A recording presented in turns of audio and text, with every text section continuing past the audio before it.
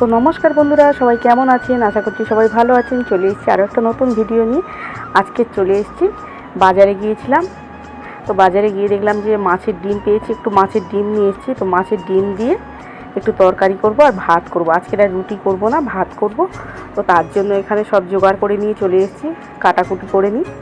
আর মা তো মাছের ডিম খায় না, তাই মায়ের জন্য দুটো কই মাছ মানে জাগানো ছিল, তার থেকে দুটো নিয়েছি। নিয়ে কই মাছ দুটো ভেজে ওই ডিমের তরকারিতেই ফেলে দেবো। তো তার জন্য দেখুন এখানে কড়াইতে তেল দিয়ে সুন্দর করে তেলটা গরম করে নেবো। এই যে মাছের ডিমটাকে পরিষ্কার করে ধুয়ে ভালো করে পেঁয়াজ, নুন, হলুদ, লঙ্কার গুঁড়ো দিয়ে ভালো করে মাখিয়ে নেবো চটকে। তো মাখিয়ে নিয়ে এবারে বড়ার মতন করে যেমন বড়া ভাজে ওইভাবে ভেজে নেবো।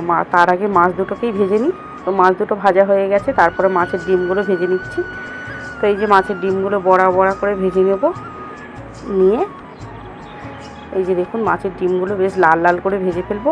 আর এই মাছের ডিম তো সবাই খেতে পছন্দ করে, মানে মাছের ডিমের ঝোল, চচ্চড়ি সব কিছুতেই বেশ ভালো লাগে। কুমড়ো পুঁই শাক দিয়ে সব কিছুতেই ভালো লাগে। তো চলুন, ভাজা হয়ে গেল। তো আরও একবার দিয়ে দেবো, সব বড়াগুলো একেবারে ভেজে নেবো। এইবারে যেটুকু আছে সবটা এই যে বড়ার শেপে দিয়ে লাল লাল করে ভেজে নেব। তো এই যে দিয়ে দিয়েছি। তো দেখুন বড়াগুলো তো ভাজা হয়ে গেছে। এইবারে এই তেলের কড়াতে আলুগুলো দিয়ে আলুগুলোকে লাল লাল করে ভেজে নেব। নিয়ে যে তেলটা ছিল তার মধ্যে পেঁয়াজ কুচিয়ে দিয়ে দিয়েছি। ও দিয়ে একটু নাড়াচাড়া করে আদা রসুনের পেস্ট একটু বেশি করেই দিয়ে দেবো। আপনারা একটু গোটা গরম মশলা দিতে পারেন। আমি এখানে গোটা গরম মশলা দিইনি।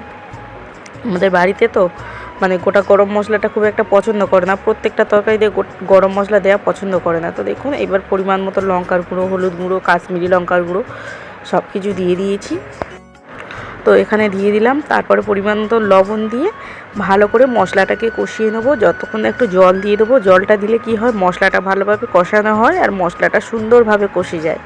তো এই যে জল দেওয়ার পরে যখন একটু নাড়াচাড়া করে দেখবেন একটু সাইড দিয়ে তেল ছাড়ছে, তখনই জানবেন মশলাটা পারফেক্টভাবে হয়ে গেছে।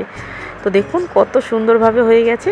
এইবারে আমি মাছের যে আলুগুলো ভেজে রেখেছিলাম ডিমের তরকারি করব বলে, তো ওই আলুগুলোকে দিয়ে দেবো। তো এই যে দেখুন আলুগুলোকে দিয়ে দিলাম।